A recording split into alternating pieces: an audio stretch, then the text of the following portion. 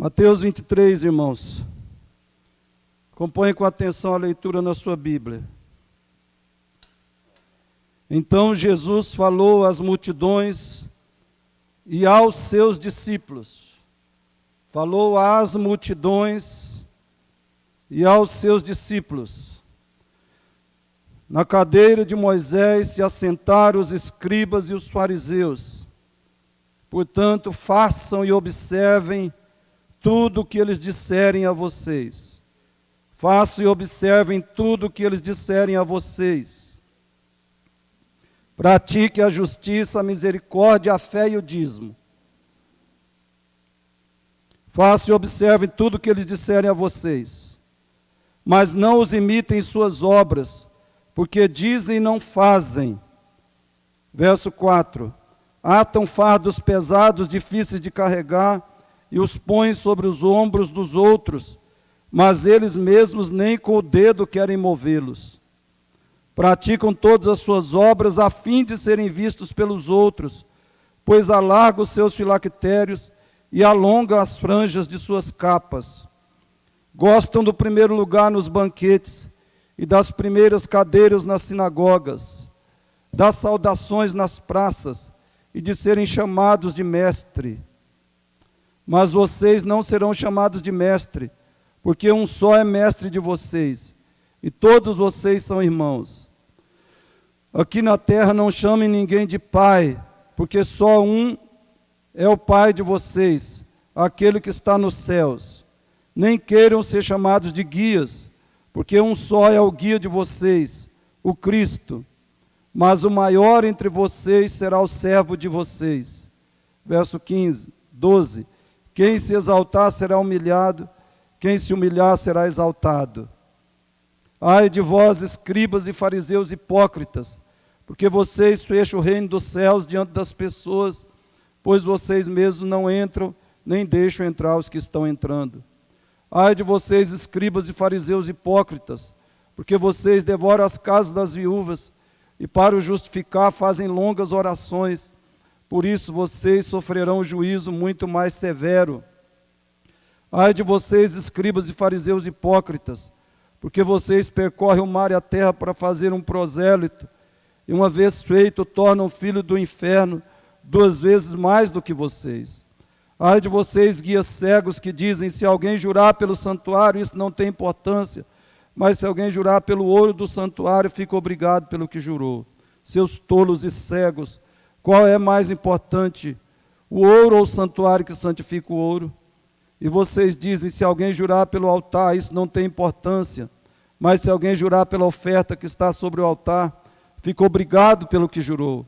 Cegos, qual é mais importante, a oferta ou o altar que santifica a oferta? Portanto, quem jurar pelo altar, jura por ele e por tudo que está sobre ele. Quem jurar pelo santuário, jura por ele e por aquele que nele habita. E quem jurar pelo céu, jura pelo trono de Deus e por aquele que está sentado no trono. Ai de vocês, escribas e fariseus hipócritas, porque vocês dão o dízimo da hortelã, do endro e do cominho e desprezam os preceitos mais importantes da lei, a justiça, a misericórdia e a fé. Mas vocês deviam fazer estas coisas sem omitir aquelas. Guias cegos, coam um mosquito, mas engolem um camelo.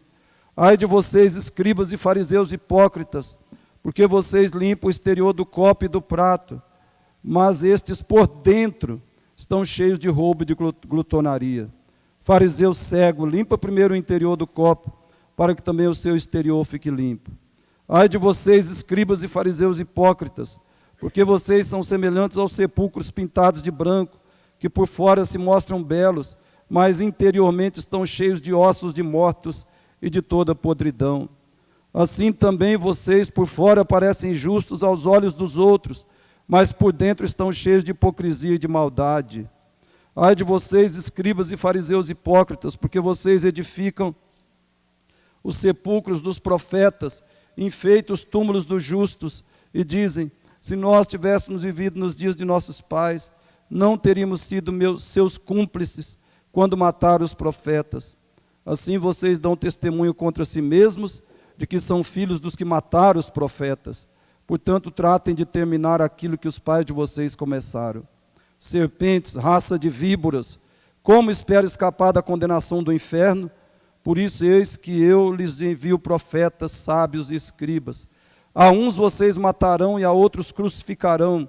A outros ainda vocês açoitarão nas sinagogas e perseguirão de cidade em cidade, para que recaia sobre vocês todo o sangue justo derramado sobre a terra, desde o sangue do justo Abel até o sangue de Zacarias, filho de Baraquias, a quem vocês mataram entre o santuário e o altar. Em verdade lhes digo que todas essas coisas hão de vir sobre a presente geração. Jerusalém, Jerusalém, você mata os profetas e apedreja os que lhe são enviados. Quantas vezes eu quis reunir os seus filhos como a galinha junta os seus pintinhos debaixo das asas, mas vocês não quiseram. Eis que a casa de vocês ficará deserta, pois eu lhes afirmo que desde agora não me verão mais, até que venham a dizer, bendito o que vem em nome do Senhor. Amém.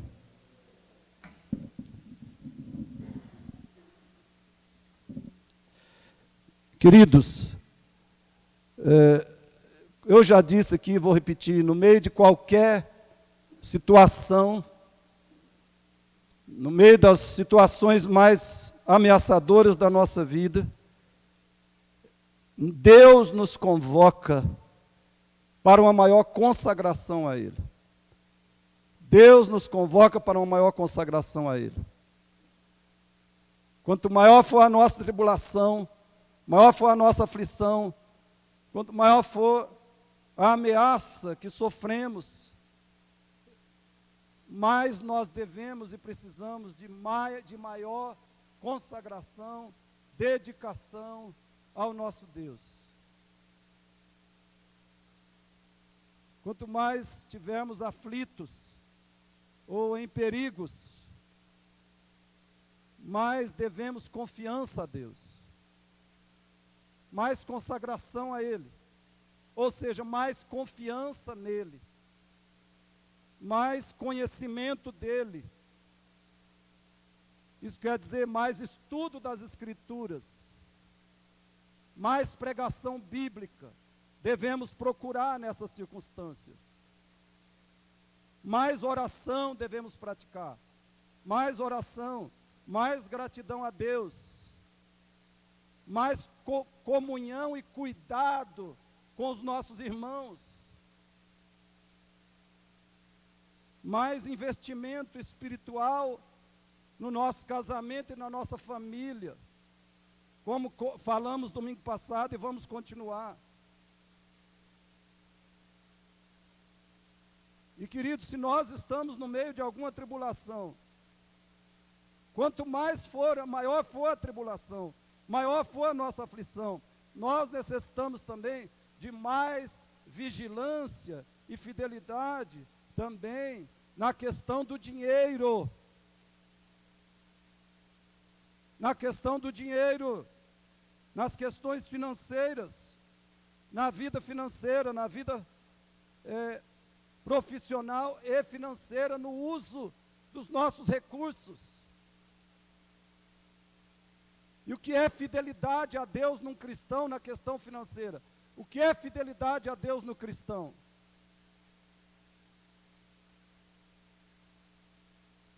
Antes de tudo, é a prioridade absoluta em devolver ao Senhor o que Ele solicita a nós.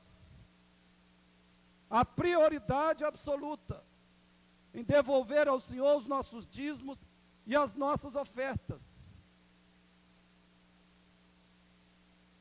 E outro aspecto é o nosso cuidado e dedicação em socorrer pessoas necessitadas.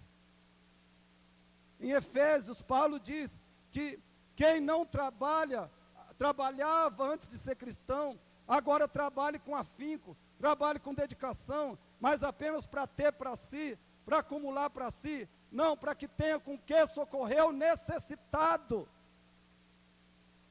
Então esse aspecto não pode ser esquecido.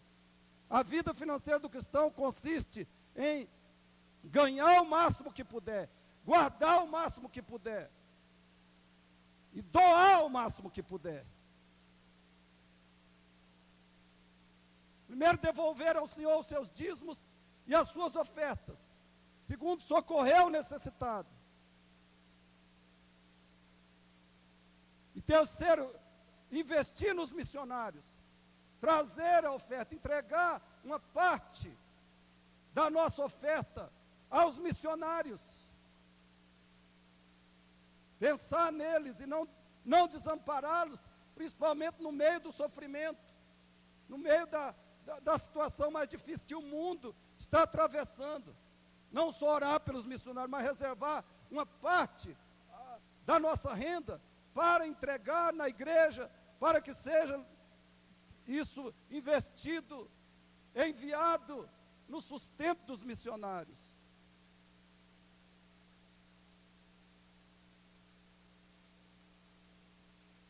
Eu espero que esse tema que nós vamos tratar hoje, tratar a partir de agora, estimule e capacite você para toda a vontade de Deus, também nesse aspecto das finanças, nesse aspecto do dinheiro.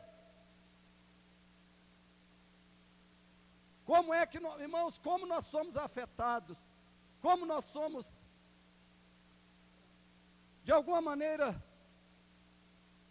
nós somos influenciados por essa questão financeira, como nós somos sensíveis nessa questão, extremamente sensíveis. Mas não tem poucas coisas, irmãos, são tão espirituais como a questão do dinheiro. E como nós administramos, como nós tratamos o dinheiro, como nós convivemos com o dinheiro, revela se nós somos espirituais ou carnais. Se nós somos mundanos ou consagrados de fato a Deus. Essa questão do dinheiro revela muito sobre nós, sobre a nossa fé, sobre o nosso amor a Deus, sobre o nosso verdadeiro comprometimento ou falta de comprometimento com Deus. O dinheiro revela muito isso. É uma área que nós temos que nos preocupar todo dia e examinar o nosso próprio coração. Como é que nós administramos isso? O pastor William mencionou um fato aqui, que é terrível e horrível. Como é que um servo de Deus fiel recebe o seu salário? Sabe que ele tem uma convocação, um chamado de Deus, ele tem um mandamento de Deus para entregar ao Senhor o seu dízimo, a sua oferta, e ele primeiro vai pagar suas dívidas, pagar seus compromissos, para depois, se sobrar, entregar o que o Senhor solicitou. Aonde está o Senhor na nossa vida? Qual é o lugar dele? Onde está o reino dele na nossa vida? Qual é o lugar do reino?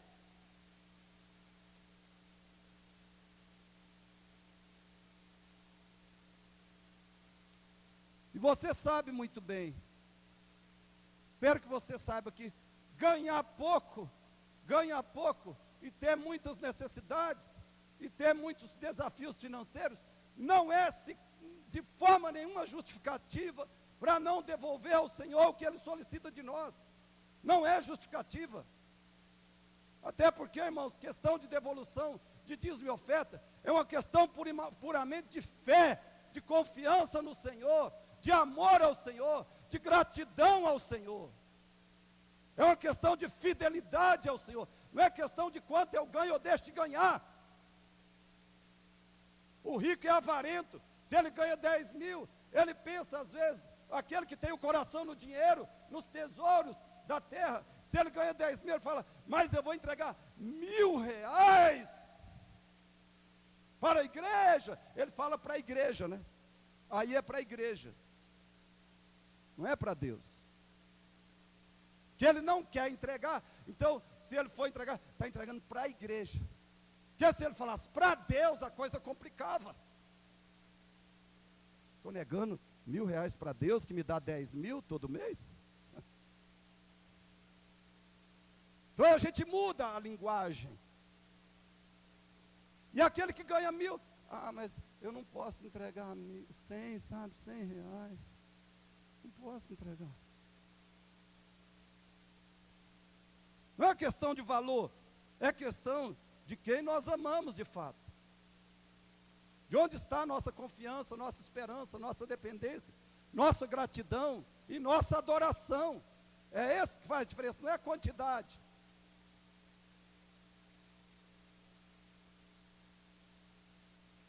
Então eu te pergunto, Jesus aboliu ou reinstituiu o dízimo? Ele cancelou ou afirmou o mandamento do dízimo para os cristãos? O que é que Jesus fez? Mateus 23, 23. Preste atenção nesse versículo. Ai de vós, fariseus, escribas e fariseus hipócritas, porque dais o dízimo disso, disso, disso.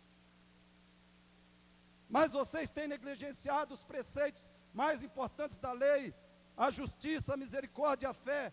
Devias fazer estas coisas, sem omitir aquelas, sem deixar de devolver os dízimos de ofertas que vocês tão zelosamente têm devolvido a Deus.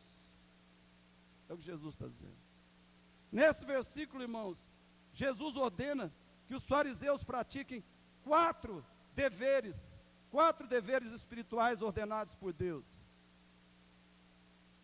Que foram ordenados por Deus antes da lei, durante a vigência da chamada lei mosaica, e que continua em vigência depois. E é o que nós veremos aqui também.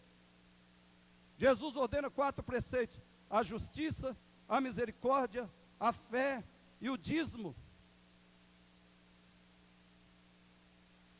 Os oponentes da prática do dízimo pelos cristãos têm interpretado esse versículo da seguinte forma.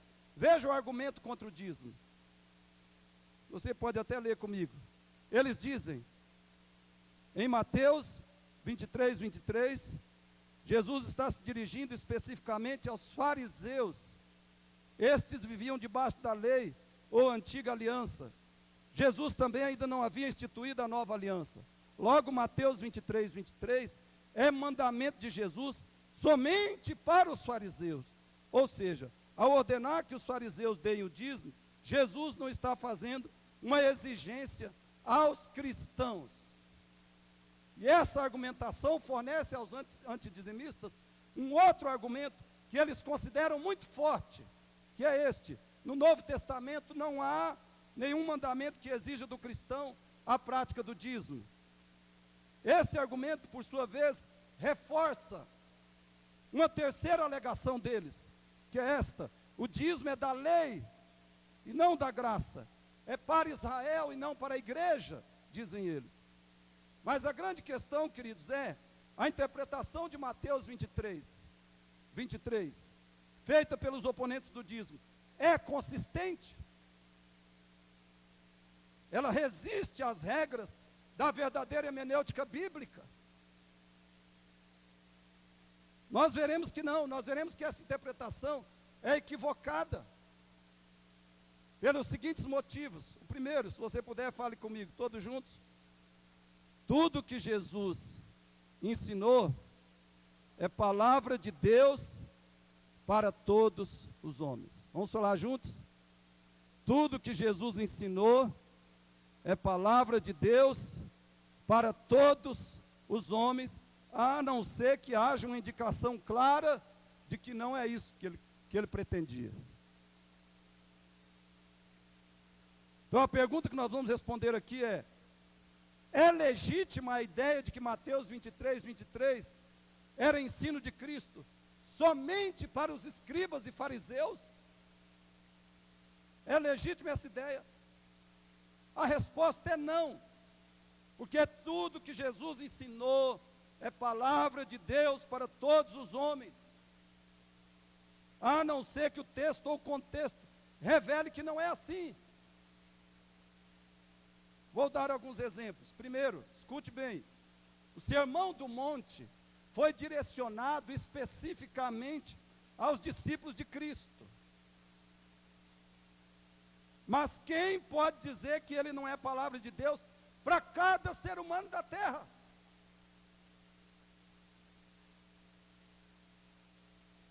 pode dizer que no Sermão do Monte, Jesus não está se dirigindo a qualquer ser humano que nasce e vive nesse planeta. O Sermão do Monte é para toda a humanidade, para cada ser humano, sem excluir ninguém. Quem poderá alegar no dia do juízo que não é culpado diante de Deus pelo descumprimento de Mateus 5:7? Segundo, o livro de Apocalipse é direcionado especificamente à igreja cristã. Mas é evidente que ele é a revelação de Deus para toda a humanidade. As consolações ou condenações de Apocalipse são para qualquer ser humano. A diferença será apenas a resposta de cada um. E terceiro, as cartas do apóstolo Paulo, cujo autor supremo é o próprio Cristo, são direcionadas especificamente à igreja cristã. Mas é evidente que elas são verdades, mandamentos e promessas de Deus para qualquer pessoa na terra. A reação de cada um é que vai determinar o resultado. Mas as cartas dos apóstolos são palavra de Deus para todos os homens.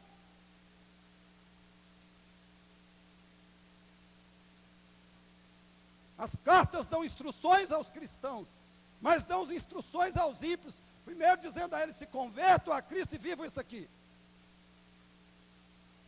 Vivam como cristãos.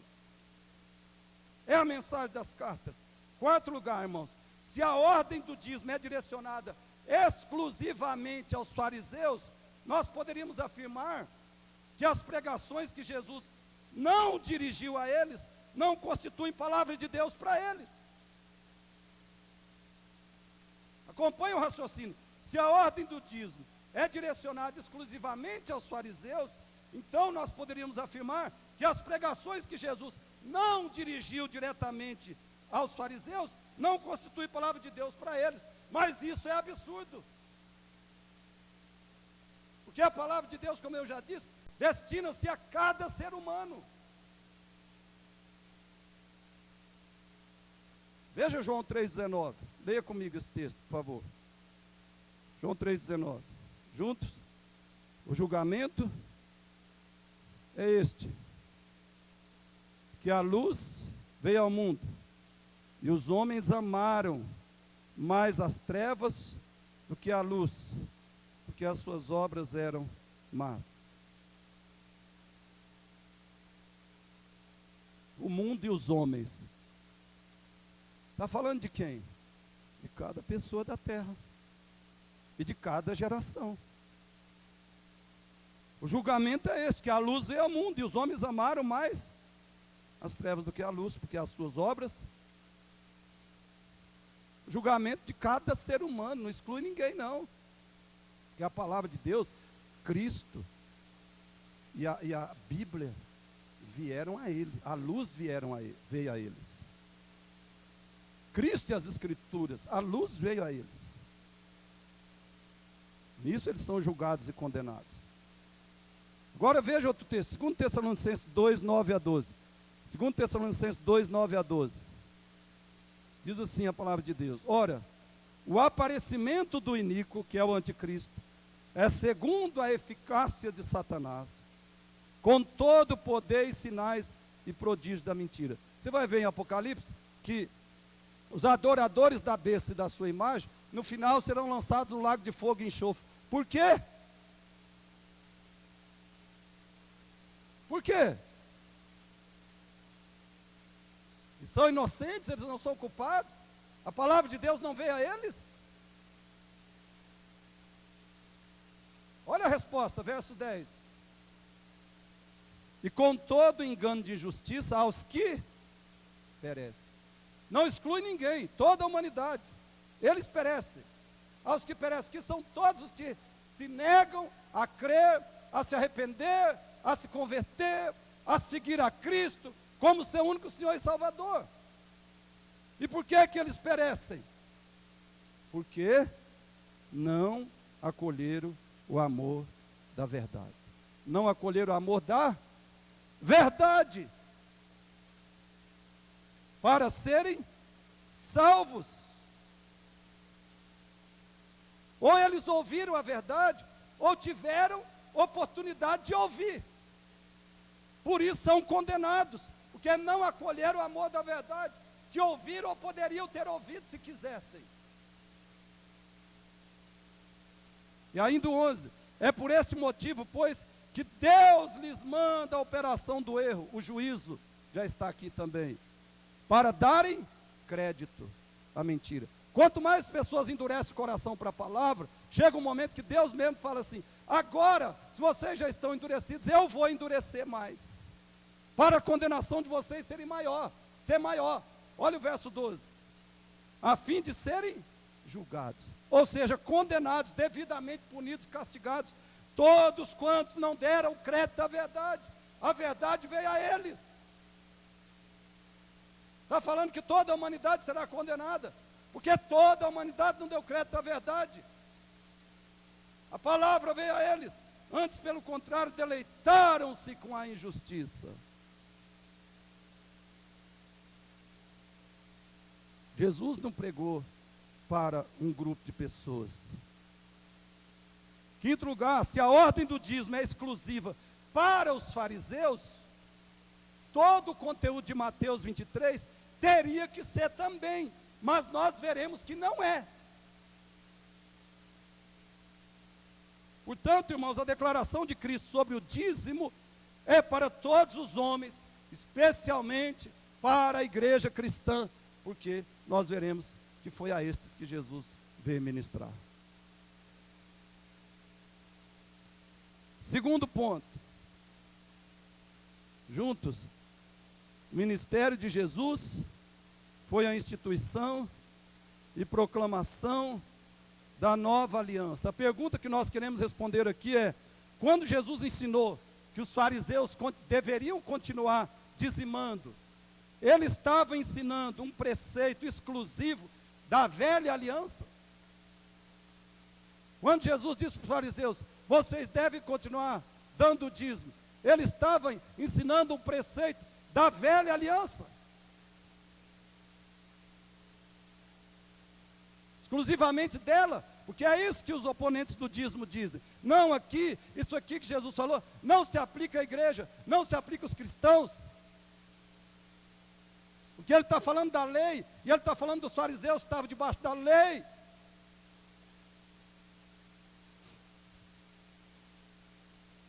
Mas será que é isso mesmo? Ele estava ensinando um preceito exclusivamente da velha aliança?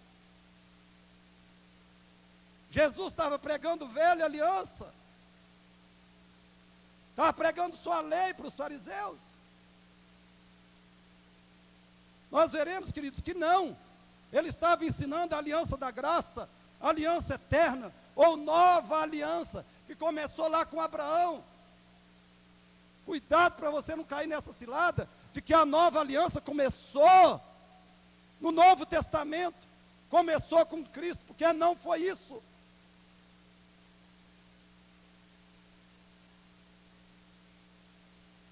Jesus não ensinou velha aliança, de jeito nenhum. Ele não ensinou a lei puramente e especificamente ou exclusivamente a lei de Moisés. Ele nunca ensinou isso, nem mesmo para os fariseus, como nós vamos ver nesse capítulo. Então ele estava ensinando a aliança eterna, a nova aliança, cujo conteúdo é também a lei moral, a vontade permanente de Deus para todos os homens. Então aqui Jesus estava transportando o princípio do dízimo para o Novo Testamento, para a nova aliança. Uma prova disso é que o ministério de Jesus foi a instituição e a proclamação da nova aliança. Nada da velha. É verdade que a nova aliança foi oficializada, sacramentada e até mesmo consumada na morte de Cristo, na cruz, no derramamento do sangue dele. Então isso é verdade. A nova aliança foi oficialmente instituída, sacramentada, consumada na cruz, pelo derramamento do sangue de Cristo. Mas é um grave erro sugerir que por isso o ensino e as obras de Cristo eram a velha aliança em operação, porque não eram. O ensino e as obras de Cristo eram a nova aliança em plena atividade. Assim como Jesus fez com o reino de Deus, ele inaugurou a nova aliança nas suas pregações e realizações, nos seus ensinos e obras. Não esqueça disso. Assim como Jesus fez com o reino de Deus, ele inaugurou também a nova aliança, com as suas pregações e realizações, com seus ensinos e obras. Se nós formos entender como material da nova aliança, somente o que Jesus pregou depois da cruz, nós teremos que jogar fora os 4 evangelhos.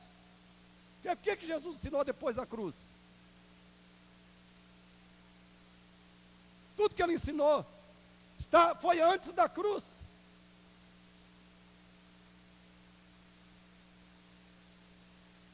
É uma falácia, uma verdadeira falácia. Dizer que a ordem do dízimo era só para os fariseus, porque a nova aliança não existia ainda. Isso é que se chama falácia.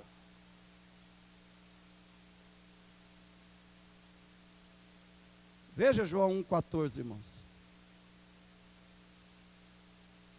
Leia comigo se você puder. João 1,14. Porque a lei...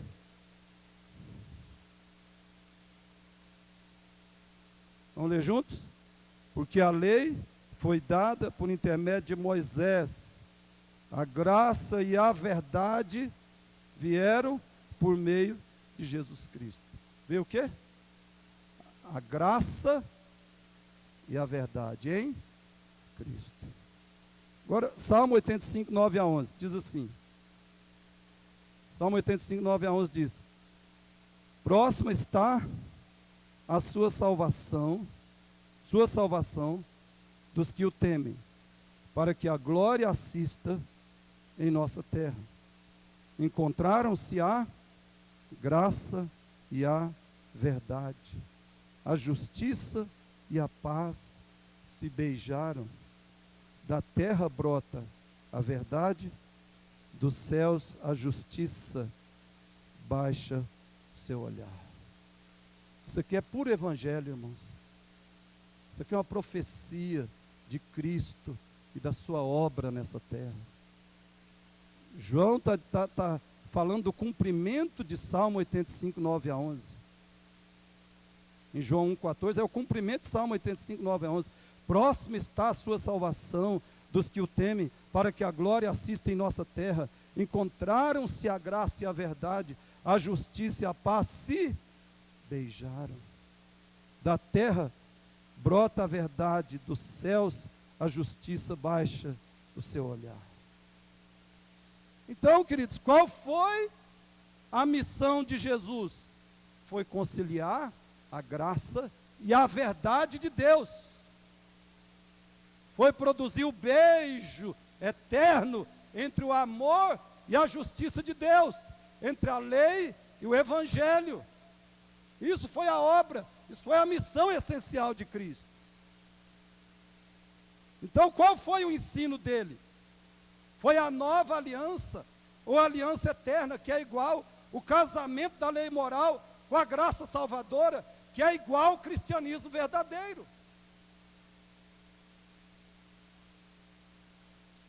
Isso fica claro em Mateus, capítulo 5 a 7. Se você quiser abrir sua Bíblia, abra lá, por favor.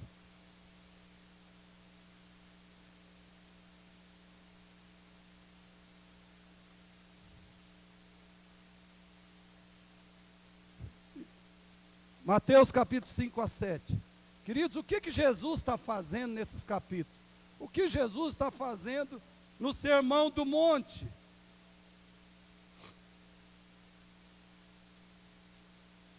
Ele está repetindo e aprofundando a lei moral e eterna de Deus. Ele está repetindo e nos dando o sentido completo, o sentido total, exaustivo da lei moral e eterna de Deus. É isso que Jesus está fazendo em Mateus 5 a 7, no chamado Sermão do Monte. Repetindo, aprofundando, revelando o sentido mais profundo e completo da lei moral e eterna de Deus. Só que, queridos, escute bem, ele está fazendo isso com uma gloriosa, uma maravilhosa diferença. Ele está fazendo isso com uma diferença incomparável.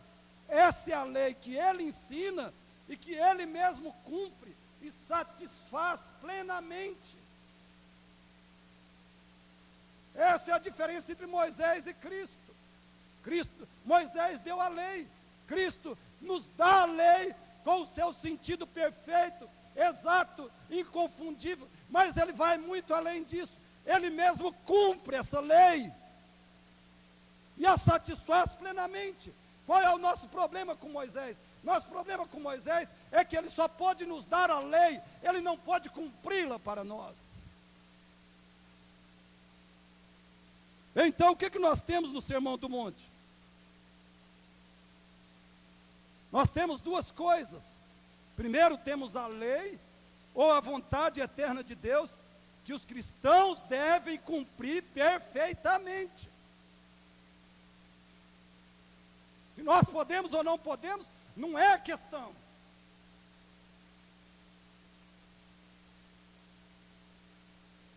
A questão é que a lei de Deus,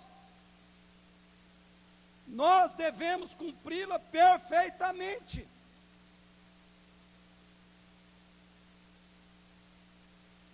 É isso que Jesus está dando no Sermão do Monte. E olha o que ele diz. Mateus 5, 19 a 20. 5, 19 a 20.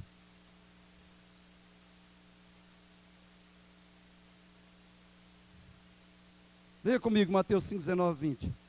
Aquele, pois, que violar um destes mandamentos,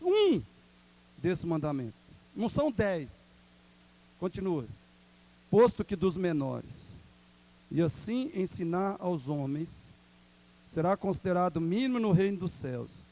Aquele, porém, que os observar e ensinar, esse será considerado grande no reino dos céus. Agora veja o verso 20, se é fácil. Porque vos digo que, se a vossa justiça não exceder em muito a dos escribas e fariseus, jamais entrareis no reino dos céus. Brincadeira? Ele está falando para mim e para você. Está falando para os fariseus.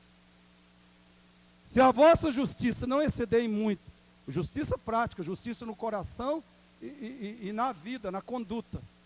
Se ela não exceder em muito a dos escribas e fariseus, jamais entrareis no reino dos céus. Agora veja Mateus 5,40. O que ele fala? Depois que ele diz, não ame os inimigos, não ame só os amigos, ame os inimigos, ore por eles, não faça o bem só aos seus amigos, faça o bem aos seus inimigos. Aí ele diz no verso 48, Mateus 5,48, olha o que ele diz. Portanto, sede vós perfeitos, como perfeito é o vosso Pai Celeste. É o mesmo de 1 João, sede santos como Deus é santo. É isso que Jesus está dizendo aqui, irmãos. Em Mateus 5 a 7. Você está preocupado com o que Moisés pregou e ensinou que é pesado? Estude o Sermão do Monte e você vai se desesperar. Agora, o que mais que nós temos no Sermão do Monte? Nós temos aqui a graça ou o Evangelho, que é o próprio legislador, o Filho de Deus, cumprindo perfeitamente a vontade de Deus, que por nós mesmos não conseguimos cumprir. Então essa é a essência do conteúdo do Sermão do Monte. Primeiro, a lei, que é a vontade eterna de Deus, que os cristãos, que os homens devem cumprir perfeitamente. Segundo lugar, nós temos aqui, nesses capítulos, a graça, o evangelho, o próprio legislador, o próprio Deus, o Filho de Deus, cumprindo perfeitamente a vontade de Deus, que por nós mesmos não conseguimos cumprir. Olha o que ele diz agora, em outros dois versículos, Mateus 5, 17, 18. Mateus 5, 17, 18. Leia comigo. Não penseis que vim revogar a lei ou os profetas. Não vim para revogar, vim para cumprir. Eu não vim abolir a lei, eu não vim cancelar a lei, eu não vim acabar com a lei, eu vim para cumprir. 18. Porque, em verdade vos digo, até que o céu e a terra passem, nem um i ou um tio jamais passará da lei, até que tudo, eis aqui, irmãos, a essência de toda a pregação e obra de Cristo: lei e evangelho, graça e obediência nele, e através dele, para os pecadores que creem nele, que estão em união com ele pelo Espírito Santo, pelo arrependimento e a fé. É isso que nós temos no Sermão do Monte. Essa é a essência de toda a obra e pregação de Cristo: lei e evangelho, graça e obediência. Cada verso de Mateus 23 reflete a santidade da aliança, a santidade de Deus e da lei de Deus. É isso que está em Mateus 23, 23.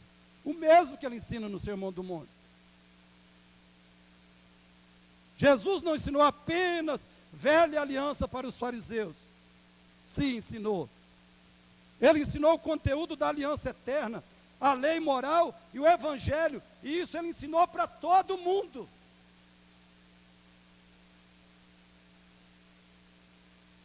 Jesus nunca disse: porque vocês agora são salvos pela graça, pelo meu sangue, os seus pecados são cobertos, são removidos, são apagados, vocês vão possuir o Espírito Santo, vocês serão cheios do Espírito Santo, e vocês agora são filhos de Deus e não podem perder a salvação. Ele nunca disse que por isso nós podíamos viver de qualquer maneira.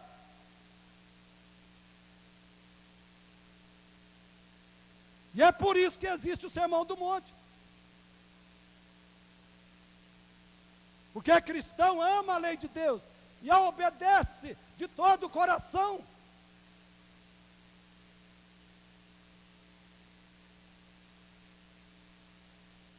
E ele sabe que naquilo que ele é imperfeito, naquilo que ele deixa a desejar, naquilo que ele falha, tem a justiça de Cristo para cobrir, para suprir.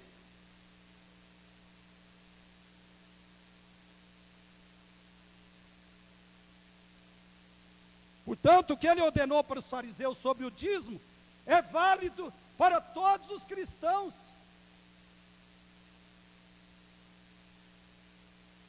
E terceiro, amados, terceiro e último, juntos, todo o conteúdo de Mateus 23 é lei moral. Todo o conteúdo de Mateus 23 é lei moral. Vamos falar juntos? A pergunta que precisamos responder, fale comigo de novo. Todo o conteúdo de Mateus 23 é lei moral. A pergunta que nós precisamos responder aqui é essa: o ensino de Jesus em Mateus 23 se limitava aos fariseus ou é para todos os homens, especialmente os que se declaram seguidores dele?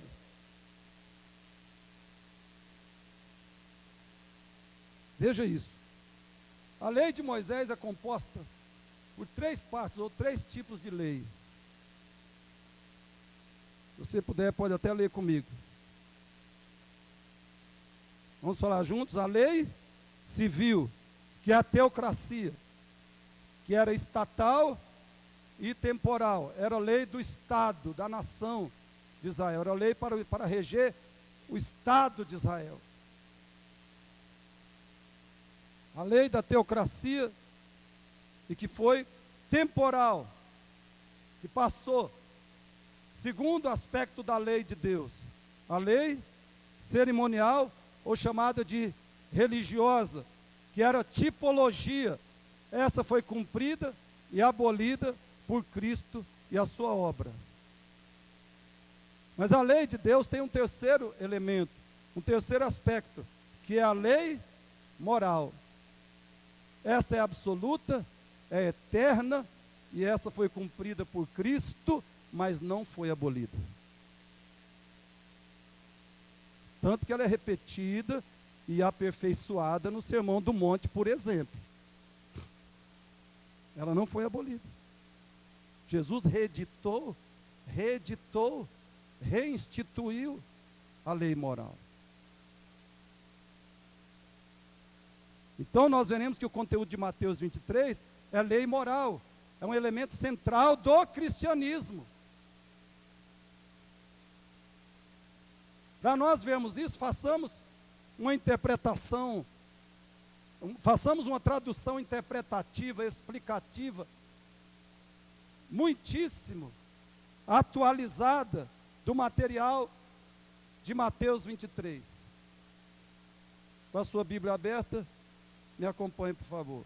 Depois, você pega a gravação e lê cada versículo e ouve a interpretação que eu estou dando aqui, para cada bloco de versículo, e você verifica se a minha interpretação está correta ou está errada. E se você me falar e me corrigir, eu vou te agradecer.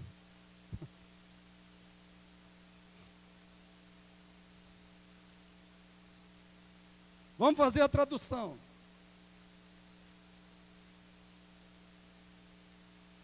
A interpretação de Mateus 23, versos 1 a 3, parte A. Eu vou falar o sentido, o significado. O que significa versos 1 a 3, parte A? Jesus está dizendo assim: no coração e na vida, obedeçam tudo que os fariseus ensinarem, de acordo com os ensinos morais de Moisés, porque esses ensinos são a lei eterna, a vontade eterna de Deus para os homens. Versos 1 a 3. Versos 3b e 4. Jesus está dizendo: não exijam dos outros o que vocês não estão comprometidos a ser e fazer. Não exijam dos outros. E ainda, verso 5. Não pratiquem atos supostamente espirituais com a finalidade de serem elogiados ou exaltados pelos homens. Versos 6 a 12, ele nos ensina 2 lições. Jamais busque ser grande, elevado diante dos homens. Nunca se considere nem se declare superior a outras pessoas. Irmãos, Jesus só está pegando a incoerência, a hipocrisia, a impiedade dos fariseus para nos ensinar as verdades do cristianismo. Ele está usando isso apenas como uma base, pegando o que as pessoas não devem ser e viver, para nos ensinar o que nós devemos ser e viver. Verso 13. Maldito aquele que é barreira para a salvação de outros pecadores. Cuidado, para que, tendo o nome de servo de Deus e representante do seu reino, você não fique fora do reino e ainda seja pedra de tropeço, impedimento para a entrada de outros pecadores nesse reino. Verso 14. Maldito aquele que usa uma falsa piedade para satisfazer suas cobiças materialistas, para enganar, explorar as pessoas financeiramente. Isso principalmente se essas pessoas são muito carentes e necessitadas.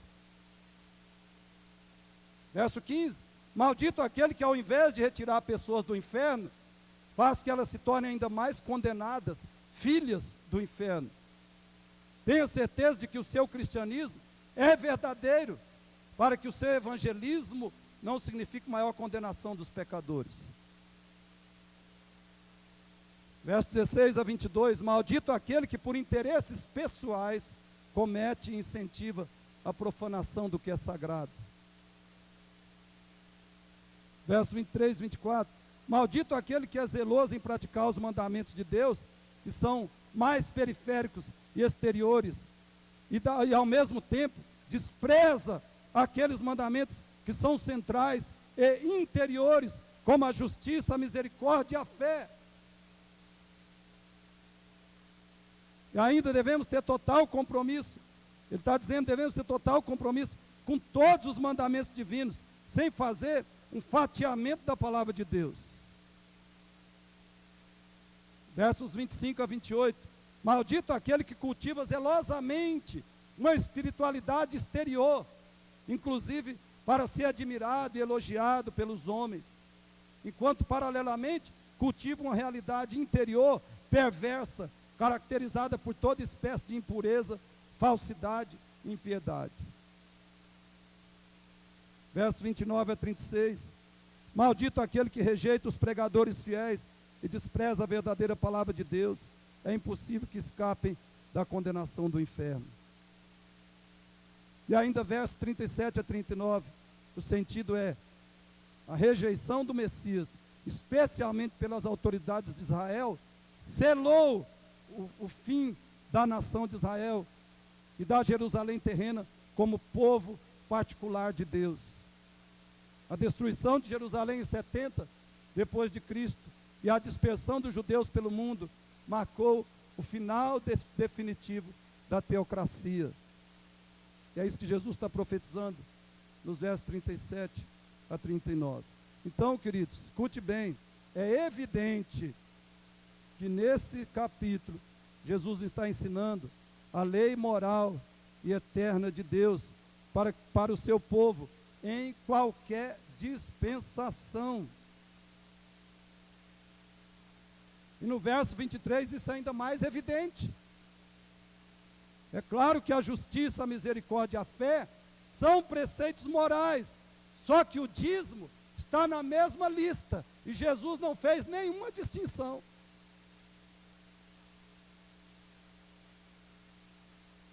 Aliás, se Jesus tivesse a intenção de cancelar, abolir, revogar o dízimo para a igreja e a nova aliança, provavelmente Mateus 23, 23 estaria assim: dais o dízimo, mas tendes negligenciado os preceitos mais importantes da lei, a justiça, a misericórdia e a fé. Devíeis, a partir de agora, fazer essas coisas e esquecer ou omitir aquelas. Mas não foi isso que Jesus fez. Eu repito isso: se Jesus tivesse a intenção de cancelar, de abolir o dízimo, de revogar essa contribuição para a igreja, para a nova aliança, esse sistema de manutenção da sua obra, se ele tivesse intenção de revogar o dízimo como contribuição mínima do cristão para a igreja e o reino de Deus, provavelmente Mateus 23, 23 estaria assim: vocês dão o dízimo, mas vocês têm negligenciado os preceitos mais importantes da lei, a justiça, a misericórdia e a fé. Devíeis, a partir de agora, fazer essas coisas, esquecer, omitir aquelas. Afinal, Jesus veio para aprofundar, para aprimorar a lei, Mateus 5, 21 a 48, e nos libertar de tudo que não era essencial nela. E se o dízimo não era essencial, e não devia continuar como nosso padrão de contribuição, provavelmente ele teria dito isso.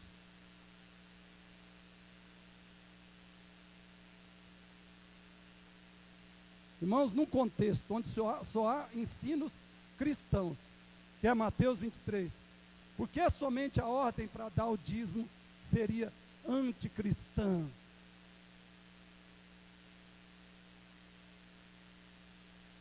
Eu peço que você lembre disso. Não é interpretação, não é exegese saudável. Exegese é extrair o sentido do texto, a mensagem do texto.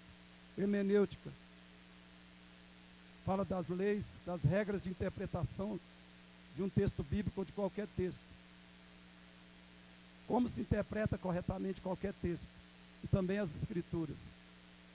Não é hermenêutica saudável você interpretar 100 coisas de um jeito, num contexto, você interpretar 100 elementos numa direção e colocar só um na outra direção.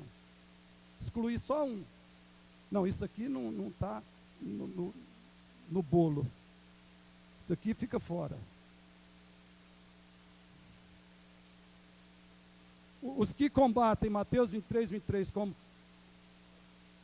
palavra de Cristo, ordem de Cristo para a igreja, na sua totalidade, estão fazendo isso. Eles declaram que 3 princípios, 3 ordens de Deus são justiça, misericórdia e fé, são para os fariseus e para os cristãos, mas só o dízimo era só para os fariseus e não é para os cristãos. Isso não está correto. Tem alguma coisa errada nessa maneira de abordar o texto, de raciocinar sobre ele. Concluindo, irmãos, o que você deve fazer com essa mensagem? Vou citar só 2 coisas principais. O que você deve fazer? Primeiro, devolva seus dízimos e ofertas fielmente e prioritariamente, não deixando para separar e entregar o dízimo depois de você pagar suas contas e compromissos. Siga o exemplo que o pastor Willis citou aqui, porque é o que é bíblico, é o que é espiritual, é o que é vontade de Deus. Devolva seu dízimo e ofertas fielmente, porque é Cristo, seu Senhor, quem requer isso. E nós vimos isso no texto que estudamos hoje. A ideia de que não há no Novo Testamento um mandamento específico em relação ao dízimo, a meu ver, é falaciosa, é falsa. Jesus está dizendo: pratiquem, vocês cristãos, vocês meus seguidores, vocês meus discípulos, vocês igreja da nova aliança, pratiquem a justiça, a misericórdia, a fé e também o dízimo. É o Senhor Jesus que pregou só a nova aliança. Tudo que ele pregou foi nova aliança. Foi lei moral e evangelho. É Ele que está nos dando essa ordem. Portanto, devolva seus dízimos e ofertas fielmente e prioritariamente, porque é Cristo, seu Senhor, quem requer isso. Em segundo lugar, descanse na certeza de que se você obedece à palavra dEle, Ele cumprirá suas promessas em sua vida. Descanse na certeza de que se você obedece à palavra dEle, Ele cumprirá suas promessas em sua vida. Por exemplo, Malaquias 3:10, promessa financeira para o servo de Deus, promessa de bênçãos financeiras, de provisão financeira. Provérbios 3, 9 e 10, promessa de provisão financeira. Deus está prometendo suprir nossas necessidades materiais, até com mais do que necessitamos. Mateus 6:33, que foi lido aqui. Busque em primeiro lugar o reino de Deus com o seu dinheiro. E as outras coisas materiais que você precisa te serão acrescentadas. É o Senhor Jesus que está falando. O mês de Mateus 23, 23, irmãos.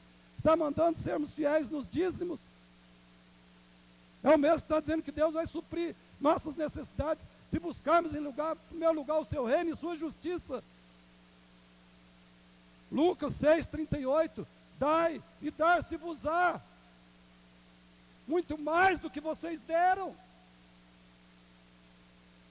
E Filipenses 4,19, Paulo dizendo para uma igreja missionária, uma igreja que enviava, que sustentava missionários e que enviava recursos, aplicava seus recursos na obra, no reino de Deus. Paulo dizendo, meu Deus, segundo a sua riqueza em glória, há de suprir em Cristo Jesus cada uma das vossas necessidades. Agora, para isso você precisa ser crente, né? Você precisa ser cristão. Cristo precisa ser de fato seu Senhor e Salvador. Já é? Feche os seus olhos, por favor, em oração. Pai, nós agradecemos a palavra do Senhor e te suplicamos que aqueles que estão aqui, sem corações regenerados, convertidos a Cristo, Pai, eles ouviram a tua palavra. Eles ouviram que a esperança, a salvação, a vitória espiritual e eterna deles está só no que Cristo fez.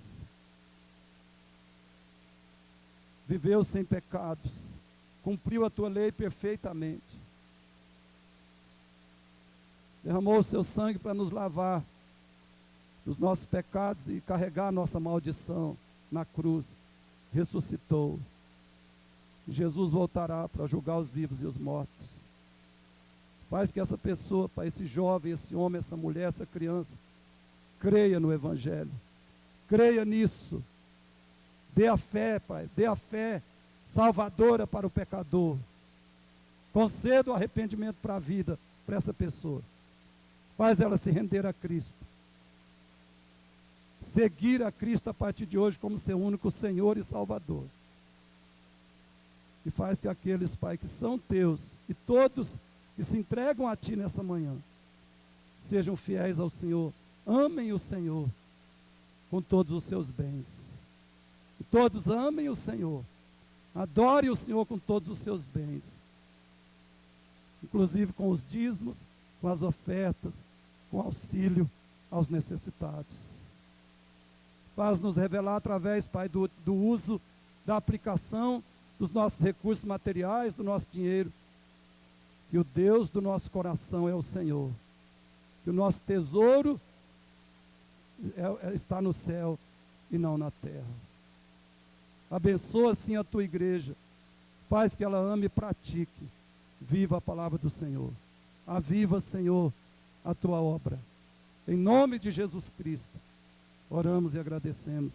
Amém. Hoje, 19h30, temos culto para toda a igreja. Você está esperado aqui com toda a sua família. Deus te abençoe maravilhosamente.